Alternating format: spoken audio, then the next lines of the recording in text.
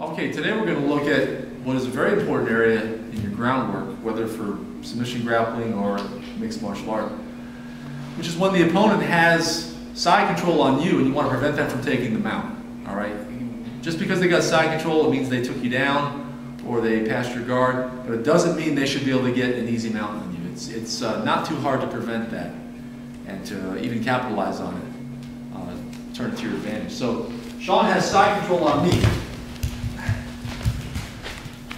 And so we have to look at, I mean, there are a lot of ways he can go across to transition to the mount. We're going to look at two in particular. What we call a knee drag across the belly, where he's walking this arm up and he puts his knee on my belly, and see, he drags it across, and then as his knee reaches the floor, he circles his foot around, yeah, and now he's got the mount. So what I have to make sure of is when he's walking my arm up that I keep moving my hips toward my elbow. Since he's able to force my elbow away from my body, I want to make sure that I can move my hips to him. And there's nothing stopping my hips from moving. So as he walks this up, he tries to bring this across, I move my hips out. As I turn on my left side, my legs start to open up. Now as his knee starts to come across, see how his foot ends up inside my legs. You can't prevent that. I push, I move my hips out, and I trap the leg.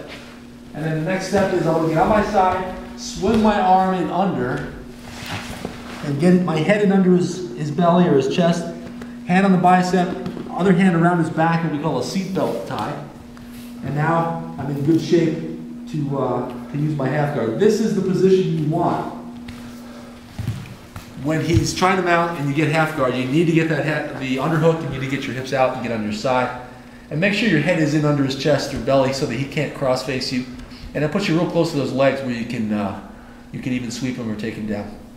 Okay, so let's look at that one again, and then we'll go to a second transition he might use to get them out that I can also end up putting him in half guard. So he's walking this up, I'm moving my hips. I try to get this elbow in so I can kind of put some pressure on that hip and keep his hip away. This prevents him from just coming right across and overpowering me as I move away. It gives me something to push against too as I move away. And what might happen is I might just keep moving and pushing his knee off and then eventually get here and have my knee up so high that he has no space to bring his knee, his leg across and mount.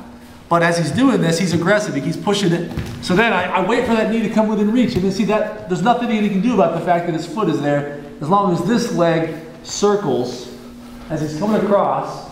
And see, I come up and I just chop down that leg like my legs are a big pair of jaws. I push his knee in and I scoop my hips a little further. Now I do have half guard, but he has superior arm position. Since he has the underhook, I have to bring my arm in and get the underhook before I'm really in a good position, a potentially good position.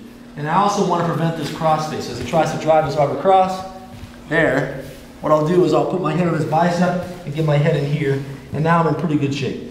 So from there, we've not only prevented the mount, but we've kind of turned it to our advantage by getting a really good half guard position. We're on our side, we've got the underhook.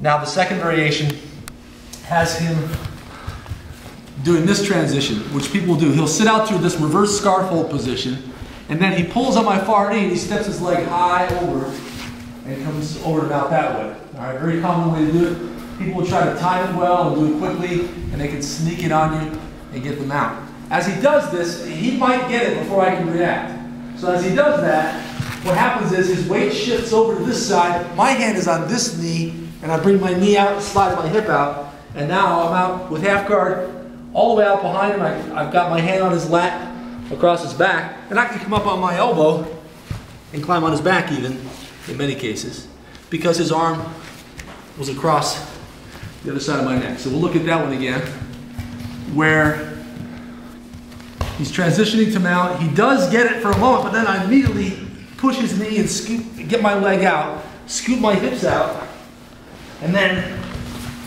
I'll climb up from there, get my hooks in, and I've got the back mount. So in that case, you end up with an even better position. So there are two good ways to prevent the guy from transitioning from side control to mount. Don't just let people step over on a pose. That's the important thing there too. Make sure they have to work for it, and then you end up with a half guard.